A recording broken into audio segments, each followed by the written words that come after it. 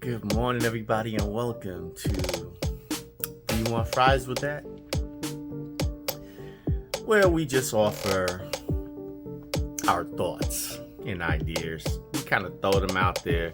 We know that everybody's probably got some of the same views, and some people are potentially all the way across on the aisle on our views, but we offer them anyway as an expression of our thoughts and to also help others out there that might necessarily have the same thoughts and point of view but scared to say them.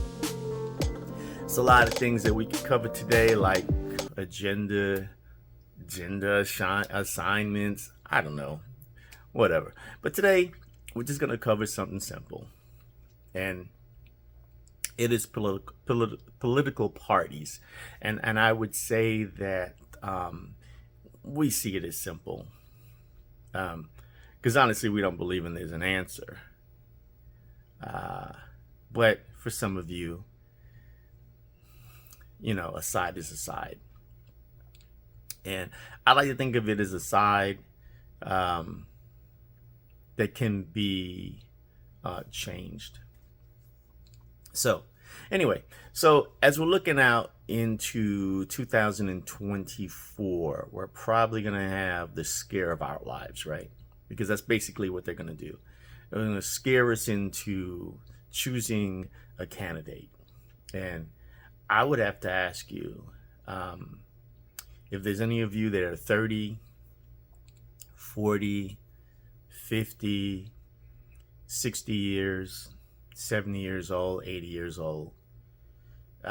If you're in the 60s to the 80 range or up, then you can definitely say there's been a major change in life. And I'm not certain if you can just base it on a party or you can base it on a movement of Black people. And this is really, really important. And I'm going to talk about Black people at this point. This is where we're standing. Okay, so I want to make certain that we're clear. Black people had movements prior to that politicking or politics in some way got involved in because they saw the movement of Black people, right? It's not necessarily that that the politics was involved with us, opposed to the movement and the powerful movements that we had, which ever since the 60s have been destroyed. They've had other individuals put into our parties or our movements per se, right? With FBI and so forth to combat the growth, right? So I think with that, we can't necessarily say that the politics was what was beneficial for us. It was that the politics benefited from our movement and we in return benefited back. But if you take out all the sources that were making the movements happen, you end up with a party that doesn't owe you anything and does nothing for you. So this is what we stand. Since if you're 30, 40, and 50, you can literally say you've basically seen hardly that much movement. I mean, having a Black president or a Black vice president or a Black candidate in the Supreme Court, or even having senators and congressmen that are Black, doesn't move the actual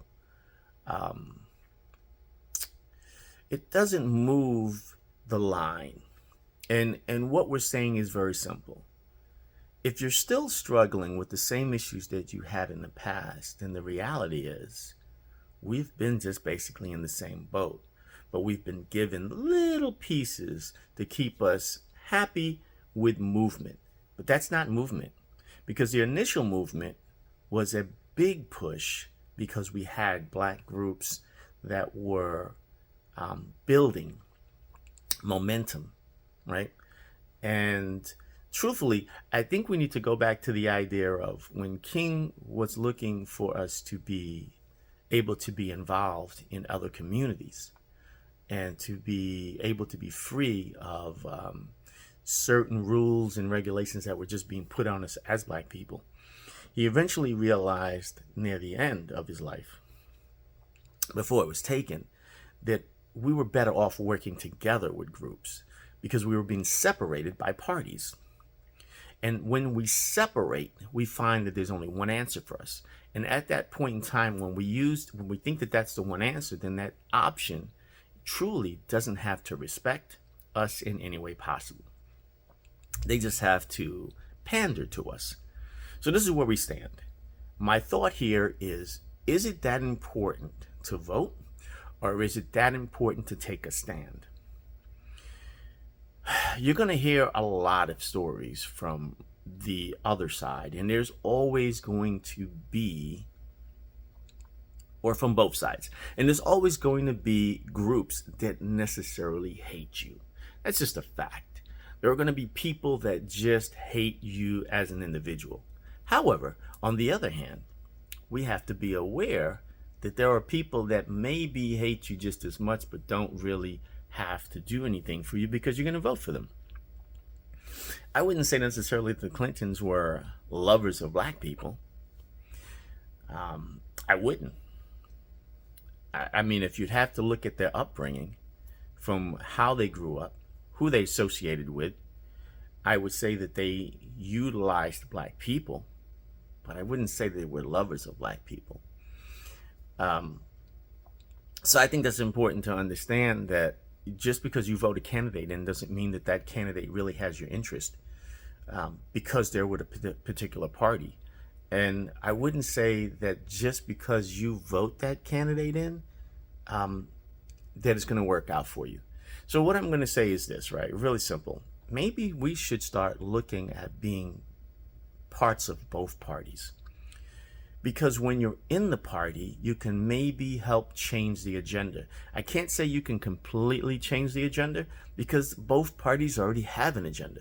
And if you look at it, both parties are there to maintain the growth of companies, because both parties are getting money from those individual companies, whether it's a military industrial complex or it's prison, from school to prison pipeline. It doesn't matter. It's all intertwined. People are getting funded. So whether you choose a Democrat over a Republican, it doesn't matter. Both parties have already been paid.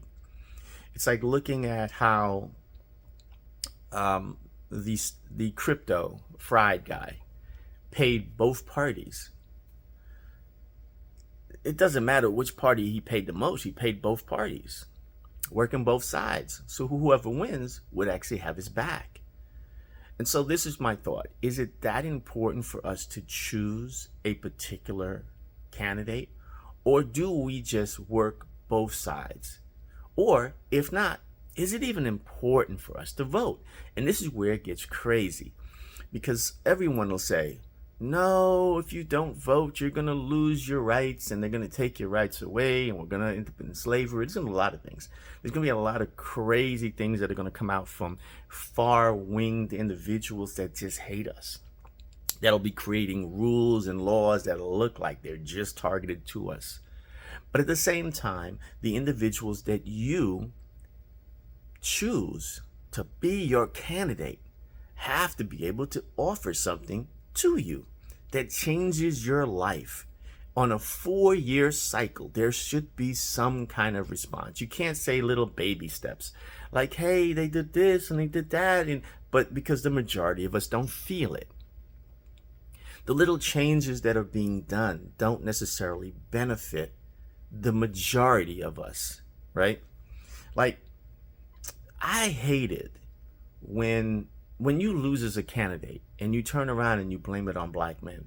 It's ridiculous, because black men receive nothing from this political party that we are supposed to be voting for. As a woman or a young teenaged woman, mother, there are benefits all the way through. All those benefits benefit women. There's nothing to benefit a black man. We as black men still can't go to, per se, a bank, to get a bank loan for our business, but they will stock us up with credit cards for our business. Higher rate of interest. It is ridiculous. You can have money in that bank and still be pushed at the idea of getting a credit card. You can have 60, 70, 80,000 in the bank, but they'll give you a $25,000 credit card, $30,000 credit card, $40,000 credit card, instead of giving you a loan or a line of, or a line. I mean, think about it. So if you decide that it is so important to you to vote, then I'd have to ask you why. And if your only answer is because the other side is going to do this, and the reality is, what do you have? Like, it's like, oh, they're going to take away abortion. Okay. But we ran on that like in November. But no one else they've never done anything since the Democrats won. It's quiet. So it'll be used in 2024 to scare you again. Student loans, nothing. But it'll be used in 2024. What you have to understand, as I've come to realize, to me, in my life, there are two parties that absolutely do nothing. One scares you, and the other one puts the fear up. One says we're going to do something, but we just can't do it because of them. So you never achieve. So all the things that they say they're going to do, they're never going to do. Also, there's a fear that they put up, constant. Like, oh my God, the planet's going to be flooded with water in the next 10 years. It's been 10 years. And all the things about climate change have turned out to really not come true. It doesn't mean climate change isn't happening. But the fear factor that they actually have, like the ex-vice president got on and said the planet was going to be flooded and this and that in 10 years. 10 years later, we're looking at it like, what? I mean, we see different things happening, but it's nowhere even close to what they do and say. So I guess my question is, what's the use in voting for a candidate that really doesn't have your interest? I know this seems like I'm going around in circles. I don't want to pinpoint things. I just want you to think. And you can put your answers out. I think you should. Actually, and then at the same time, when you put those answers out, I want you to think of does this really cover my interest? What I'm answering on? Because yeah, this is what he did. If that just benefits you, or does it benefit all of us? And then also think about before we got to this idea of being strictly with one party, and before King died, the thought was he had realized that poor black people and poor white people had the same demons that they were fighting from both sides. And that's, I think, when he realized what he had to do was a different direction, and that's when he was killed. This is the thought here, right? As much as somebody might hate you, their common interest might be able to win them over. And what you have to realize is poor whites and poor blacks have the same interest. If one group is 70%, and I don't necessarily know what the percentage of their poverty is, it's high. So just accept that it's high. So those individuals, whether they work in the coal mines, whether they are part of unions of places of things that are falling apart, like trains and so forth, as in meaning their unions aren't doing much for them, those individuals have the same exact interest of the majority of poor and middle class black people. Rich, that's another story, because rich black people don't vote Democrat because they vote for their interests. And I think that's another thing to understand is when all these celebrities come on TV and they try to get you to vote to the Democratic Party, the question is, are they really truly voting for the Democratic Party, or are they voting for their own interest? And their own interest would be their financial interest. So let's just get that out of the way. But anyway, getting back to this point, the thought here is if you can find a way to start groups that associate and affiliate and bring us together from the bottom, then we have the chance of maybe making a change. And I say maybe because still at the end of the day, it doesn't seem to matter how you vote, because it's about who is putting money in the hand of the politician. And that politician is making their decision of what they're going to do and not going to do. And they're going to tell you they're going to do something, but if it does not benefit the person who's putting money in their hands, they're not going to do it. So we're going to be in many wars. We are in 52 conflicts in America, meaning we either are on somebody else's land or we are paying another group to fight in a battle against someone in someone else's land, to fight against whoever is the rule of that land. That's us. That's what we do. That's what America does. But that's where your tax money is going. And so when we look at inflation, the constant giving of money to different individuals, we're not necessarily changing anything.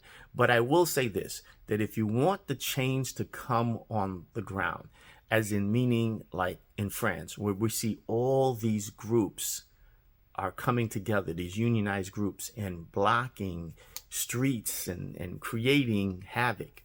And I would say it's not necessarily havoc. It just looks like that because you really can't get nothing done with what they are doing. But they're not killing each other. They're basically taking a stand. If you want that to happen, then the reality is that you would have to join together with the poor whites and the middle class whites and then make this happen. You can't make it happen as a black person alone. You can't go out there and march in the streets and think that that's going to make a change. When poor whites are going to be thinking, what about us? Because you're taking something from us. If you want this, you've got to get the point of getting together with people and having the same interest and getting past past experiences. We can't get past experiences like slavery and redlining and everything else that we can imagine until we get together with those individuals to make a change for the future. And it has to benefit both of us financially. There's no way, like when people categorize you or they say they're going to help you out, that was fine because we needed the help and we needed the help no matter what. 50s and 60s were the best chance that we had at that point in time. But once again, we had black organizations that were pushing, and the parties grabbed onto that. Now we have to realize that we're a people of one country. I'm not saying that all the other things of racism do not exist, because they do. But we have to find a common interest for us to grow as a people, and that's financially. We need to get those individuals on the other side, whether they're idiots or not, to look at the bottom line, because their poverty is higher than us, right? Their amount of people on poverty. We just see poverty in pockets because we are in particular cities. But they are in the whole country, and poverty is everywhere. So when they talk about taking away certain situations, certain things, they're really taking away from them. So what I'm saying is this, right? A, join the Republican Party, and B, A, become a candidate. It doesn't mean that you can dictate anything, but you can give an option. It doesn't mean that you have to go in and be right-wing. You could be exactly what you need to be in another party. That means it splits the vote, but I'm saying be in a particular area. Change your community. It shouldn't just be that there's one side for you and one side for the other. You have to be able to touch both sides. And if you're a black individual and you see that your community is not going anywhere, I mean, you just see churches, liquor stores, and hair salons. Then you got to think to yourself, if I'm part of this party and I've been part of this party and it's going nowhere and I have some ideas, but they already got a candidate, so I'm probably not an option, then be the other option on the other side. Just gives people a different side. And be the voice of reason for who you are. Don't change to what the party is or what the idea of what the party is. Be who you are in the other party. Now we have two people speaking, and now they have a choice. And at that point, work your way up through the party. Both parties should reflect. Both parties should absolutely reflect America. It shouldn't be one party is America of the white and one party is America of white and black. That makes absolutely no sense. I mean, we can't just be consistently choosing one candidate just because they stand on the other side. And you can't be worried about losing because, let's be fair, if you feel that you won the last election, I'm going to ask you, how do you feel that with the new president? There's absolutely nothing that I can see that you can say that you won anything with.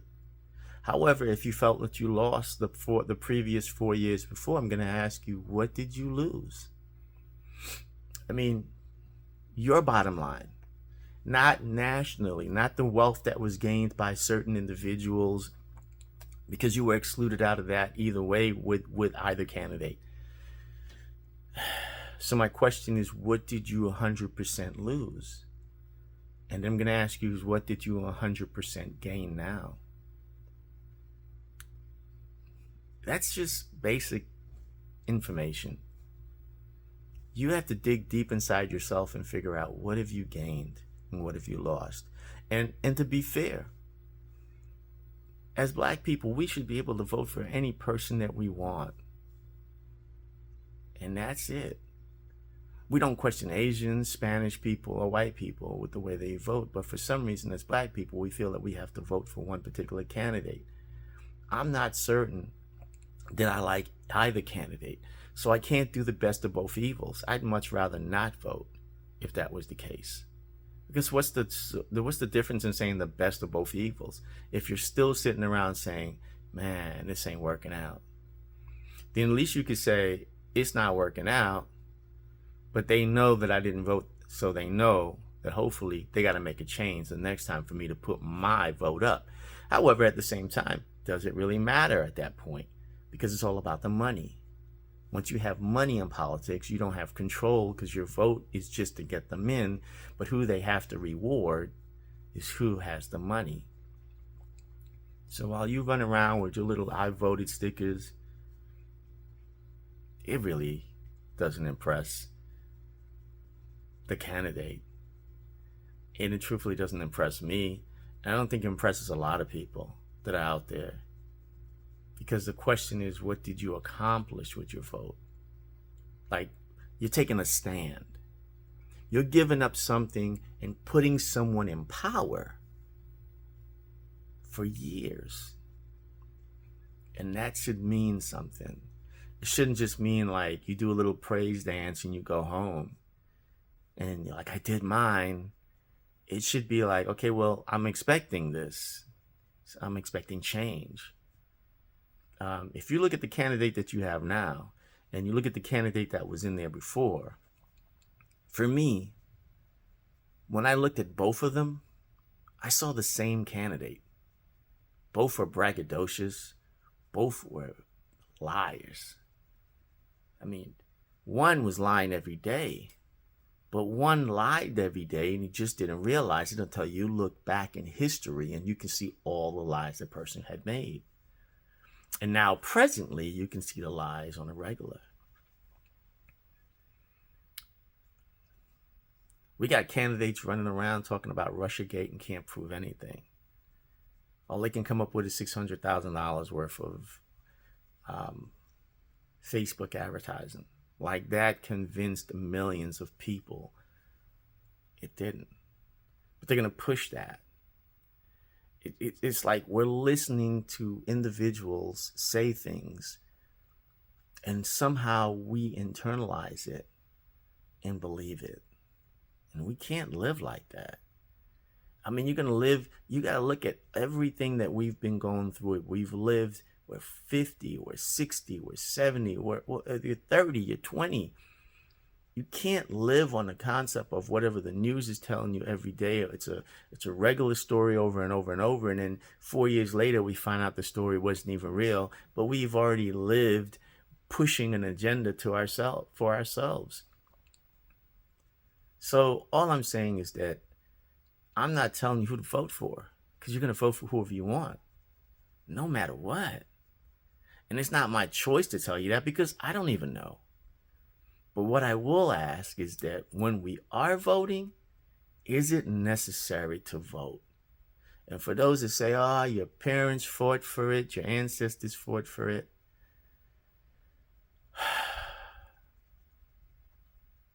you don't fight for something if it accomplishes nothing. And if all you're accomplishing is that, well, it's better than the other guy, and you still get nothing, then you've accomplished nothing. So, my thought here is get involved. Find a way to breach those other individuals that are pro something. Try to understand what their interest is. If they were pro-Trump, find out what was their interest. Some things are going to be good that you might find like, hey, I feel the same way. And then some things are going to be like, I don't feel the same way. But that's life across the board. It just is. But you've got to find the common interests that bond communities together. Otherwise, our communities are always going to be separate. And they're always going to give you the fear at the end of the day. They're going to take this from both sides. Black people are going to take this. White people are going to take this. We're constantly sitting around while these candidates sit up with nice jobs, getting paid like crazy, paying themselves raises in the time of a pandemic, claiming like they can't survive on $180-something thousand. This is the garbage we're dealing with. And we're supposed to put our lives and our thoughts and our focus on going to a ballot box for something that makes no fucking sense. And that's basically how I feel. It's like living in a roller coaster of emotion when you watch TV. Sure, it's less emotion than since Trump is out, because there was always constantly emotion with Twitter, because so many people gave him the attention. The media did that, right? Media created the attention grabbing situation. Okay, so there's less now because there's no Twitter. But it's not like every day you don't wake up to something else that Biden is doing, right? Look, I didn't ask for my 401k to be invested, or my retirement invested to green energy projects that probably might not even make it. But this guy's got some kind of agenda himself. I mean, I didn't ask to be supplementing wars. But here we are, supplementing pensions of people in a country that are in a war that we're backing. Are we serious? I mean, do we think that this is what we voted a candidate for? And I didn't vote a candidate that was somehow getting money from another country that you claim you're going to go to war with, but they make every single thing for us. You're never going to do that. It's impossible. But it's the rhetoric. And so we're kept on this never-ending loop. It's like watching a soap opera. And it's every day there's a slight positive and a bunch of negative, and your emotions are going up and down. And I swear to people probably have heart attacks going up and down watching the news. And this is what we got candidates for, right? These candidates should be fairly focused on, number one, the country that they run. The homeless issue, the financial problems, the rate of pay that people receive, but none of that gets covered. None of that. You know, the increasing inflation and higher prices of every single thing around us, housing, school, you name it, but yet salaries haven't gone up, or rate of pay. None of this makes any sense. And so all I'm asking you is, in the future, when you look at these candidates, really think to yourself, is it that important for me to vote? When my church tells me we have to go out and vote, when everybody says we have to go out and vote, what the fuck changes? Look at your community every single day and say, did it change? That's the best thing I can tell you. Anyway, write your comments down below. I assume that they will be very negative, but some of them might be positive. Anyway, either way, peace. Enjoy yourselves. Have a great weekend. My name is Guy Halley, and this is Do You Want Fries With That? I know it took a long time for me to get to the end. Sometimes I kind of space things out a little bit, prolong it per se. But, you know, I'll do better in the future. Maybe having more of a free thought, getting rid of free thought and maybe writing things down and having a pivot point agenda. But, you know, and hopefully in the future we can have some dialogue with some other individuals and that have completely opposite views. Because it doesn't mean that my view is always right. But I guarantee you it's not 100% wrong either. Somewhere in between falls the norm. Peace.